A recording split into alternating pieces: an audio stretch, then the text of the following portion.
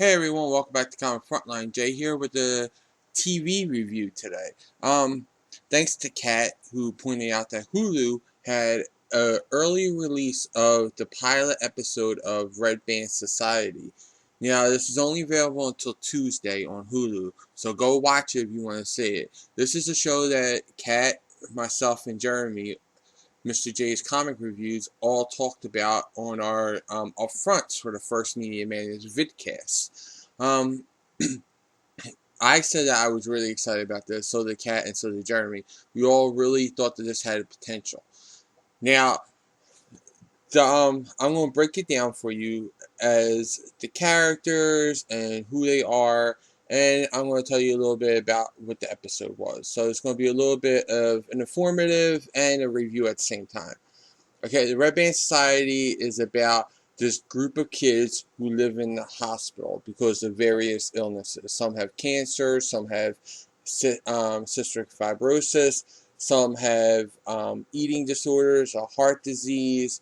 There's all different reasons why they come here. And it kind of fits because they're all from different kinds of pieces of society. Some are orphans, some have lots of family, some are the popular kids who hated the nerdy kids, some are those nerdy kids, some we don't really know who were in the clique society that they would fit into yet.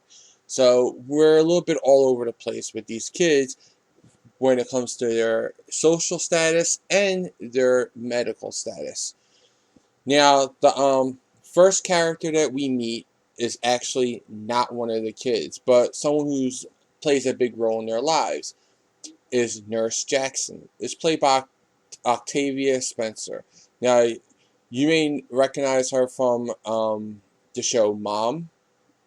She played an embezzler on there for a little bit.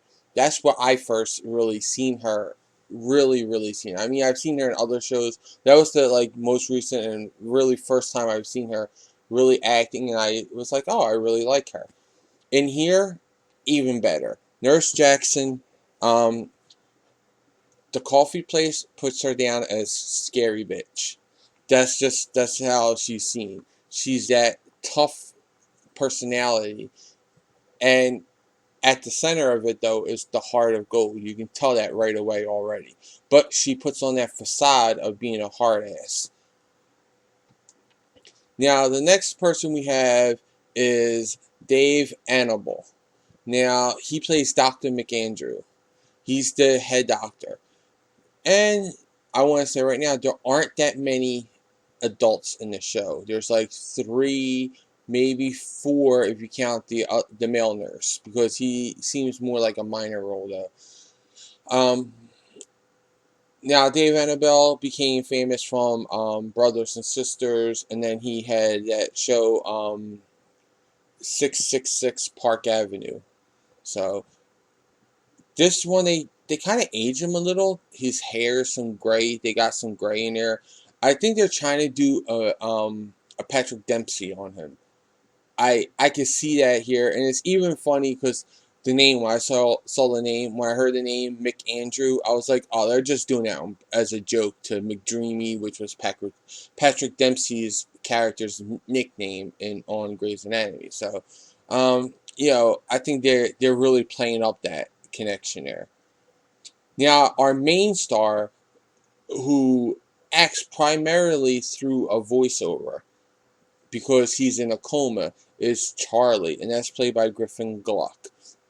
Charlie's kind of like, he plays our role in this hospital because he sees things from the outside by hearing people's stories and stuff like that. And once in a while, maybe he gets to see you when you're either under anesthesia or you pass out because your heart's enlarged. But Charlie's our main focus. He's in a coma because he got in an accident when he was with his dad, and now his dad can't see him legally. So his dad comes in as a good Samaritan type visitor to the hospital ward that plays guitar and sings to people. And he visits his son as a way to get around the legal issue. No one in the hospital, but one other person who I'll mention later when I get to her, knows that is actually Charlie's father. and Charlie has a little message for him. The next character we have is Jordy, played by Nolan Satillo. Now, Jordy is a kid that comes from, he's from the area, but he had to move to, I want to say Puerto Rico or Mexico. I forget exactly where. I know it's a Spanish-speaking country, and I'm so sorry about that I couldn't remember exactly where, because I did see this show last night. But because his original paperwork was all in Spanish. That's why I remember it was that. And he was shipped off there because he had no family here. But he sneaks back up to where the show's at, and he basically lies his way into this hospital to get this doctor to operate on him because he has cancer in his leg, and this doctor is known for at least saving the bone and saving part of the leg to where he can walk, maybe with a prosthetic or something like that.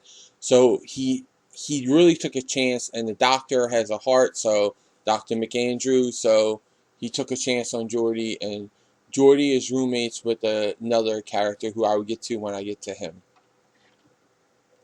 which is right now Charlie Rowe, who plays Leo. Leo pretty much has the same thing as Jordy, but it seems like it's more advanced than him.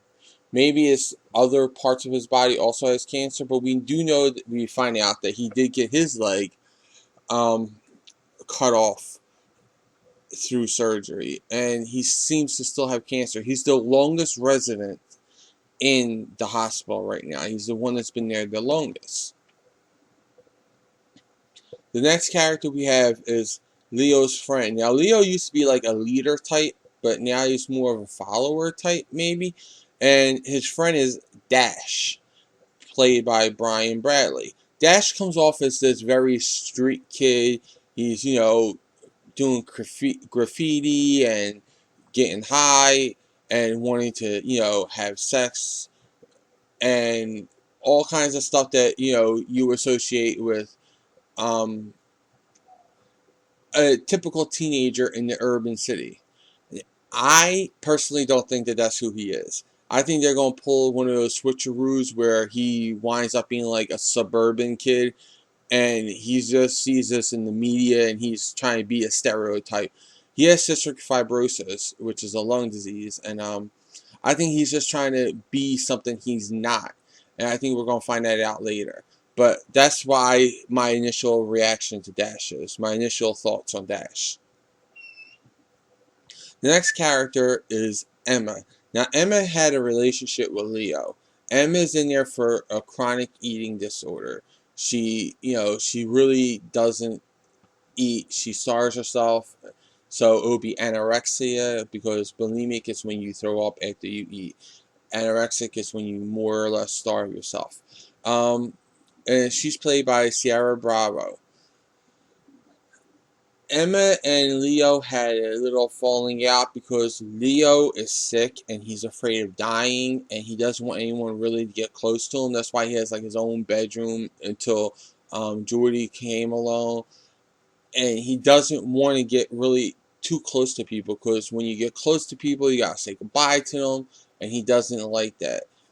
And it kind of fits with the book that they're reading in school, which is Henry V. St. Crispin's Day speech, that plays big into the overall themes of this, which I'll get back to later.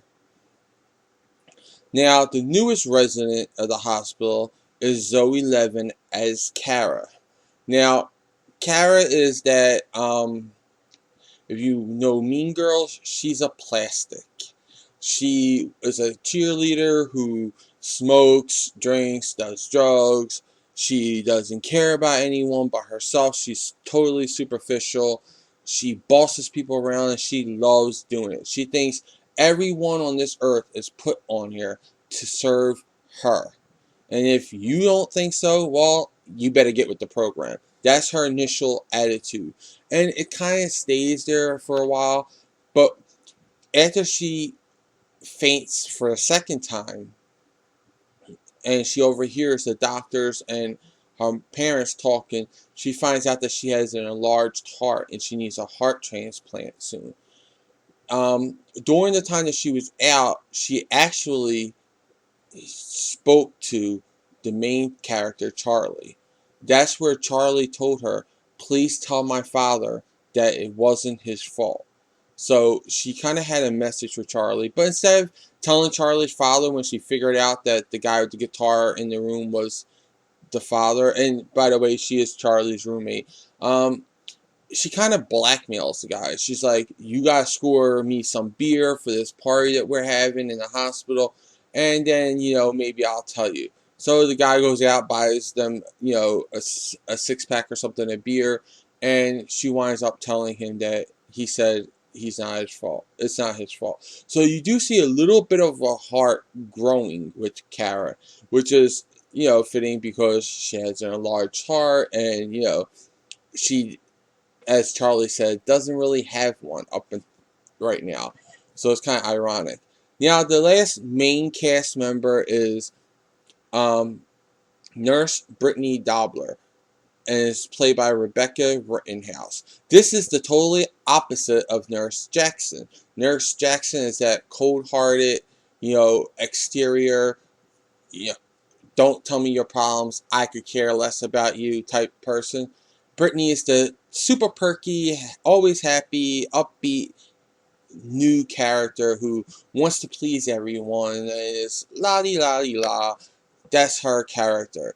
She's that annoying person who's just gonna, you can see, really work into Nurse Jackson and bring out the softer side to the exterior that we know that Nurse Jackson already has.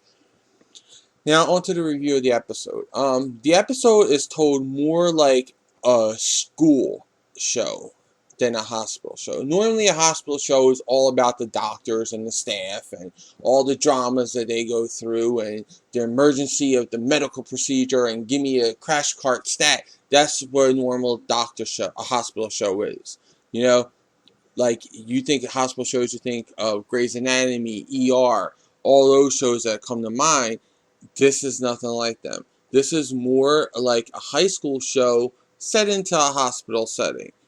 So this hospital has become sort of like high school, but because there is no cliques, there's only like one real clique in the hospital for kids, and that is you're all in the hospital. So everyone fits into the same exact clique. No matter who you were outside, who you pretended to be outside, you get to be who you really are inside this hospital, and that's the cool thing about the show. Now, we follow each of these kids on their journeys, and in the end, Jordy's getting his initial surgery. We know he's going to be there for a while, but he's getting that surgery done near the end of the episode. There's only one adult in the hospital who's a patient. We don't know too much about him. All we know is that he's rich and he's kind of a hippie. He's a hippie. He's not a junkie or anything. He's just a hippie. But he's sort of their outlet to be fun. I have a feeling that he's going to be like the owner of the hospital or something. Like he owns the hospital, or the main the main guy who funds the hospital, something like that. I have a feeling he's behind everything in this hospital. Now, the good thing about the show is that it does take a different spin on a hospital show by giving us the kids' point of view. The bad thing is, though, it's supposed to make you and the kids more endearing to you. But honestly, my favorite character is Nurse Jackson in the show. I don't know why, I just think she stole the scenes. Every scene she was in, she just stole them. Octavia Spencer, really, I feel her dynamic in her acting. She plays perfect to where you can see how she is that cold-hearted person only on the outside, and the inside she is that caring, loving, nurturing woman. And I like to see that explored a lot more. The other adults I really don't care about. Even the guy from My So-Called Life who's on here, I really don't care about him, even though I loved him on the show. The kids, if I had to pick one, it might be either Charlie or Leo right now. But I really don't even. I just don't feel like I know them yet. And I think the only character who I really feel like they introduced us to in this episode to care about is Nurse Jackson. I hope that this stays on the air because Fox has a tendency to pull shows off really fast. And I'm hoping that this does well, and I'm hoping that the fact that they have it on Hulu early gets people out there to see it and want to watch more of it, because it is a show that I think is worth to watch. I'm giving the show overall 4 stars, and I'm going to really look forward to seeing each episode every week. And I hope everyone goes out there and checks it out, because it's a good show, and it brings, medical drama to a different level. We always get the same exact stuff with ER, Grey's Anatomy, all those hospital shows that you can think of. It's always been the same formula. This is something different because it's from the patient's point of view, and the patients are all children. So I hope everyone checks it out. 4 stars from me. Well, those are my thoughts. Now I want to know what yours are in the comments below. Also, like this video, subscribe to Comic Frontline. Check out and subscribe to my channel, The Comic Book Theater. Check out Comic Frontline, the site, for all the latest previews, reviews, news, and interviews. For even more news on all things related to comics, comicrelated.com is your source for all your comic book needs with daily updates. And don't forget to like and follow me and Comic Frontline on Facebook, Twitter, and Google+. I'll include all these links in the description below. Until then, I'll catch you in the next review.